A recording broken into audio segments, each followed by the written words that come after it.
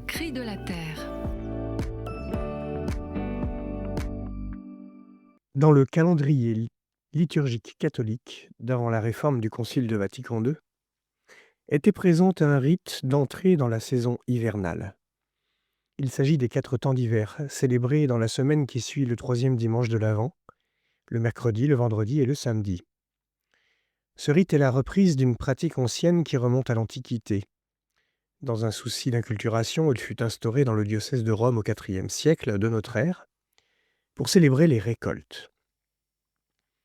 Ces jours permettaient de se préparer à la venue de la nouvelle saison et ainsi d'envisager tous les changements qui s'annonçaient. Pour aujourd'hui, c'est à comprendre comme une pratique liturgique qui reconnecte les croyants au rythme et au cycle de la création.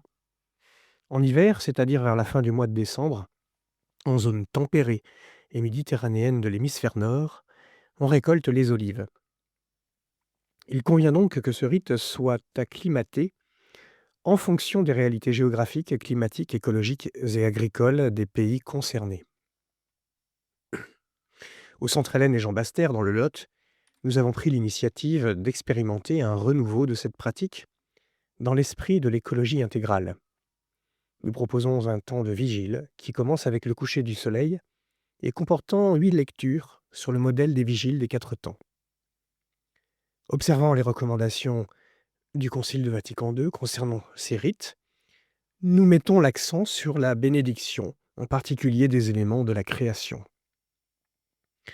On commence par une partie itinérante qui traverse des espaces naturels jusqu'à l'église où sera célébrée l'Eucharistie. Au cours de cette marche, des stations sont observées.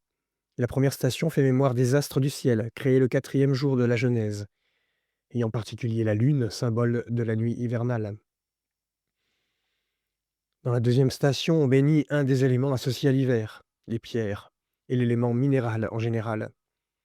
À la troisième station, on bénit un point cardinal, le nord. En Occident, le nord est associé à cette saison à cause du froid apporté par la bise. À la quatrième station, ce sont olives et huiles qui sont récoltées et fabriquées en ce début d'hiver que nous bénissons, selon la grande tradition de ce rite ancestral. À la cinquième station, on bénit une pièce d'eau, non pas à la manière de Pâques pour en faire de l'eau bénite, mais plutôt la pièce d'eau qui a une utilité écologique ou humaine, comme une mare ou une rivière. Enfin, à la cinquième station, c'est l'hiver lui-même, en tant que saison, qui est béni afin de nous aider à le vivre dans la sainteté et en harmonie avec les rythmes de notre sœur Mère la Terre, selon l'expression donc de saint François d'Assise.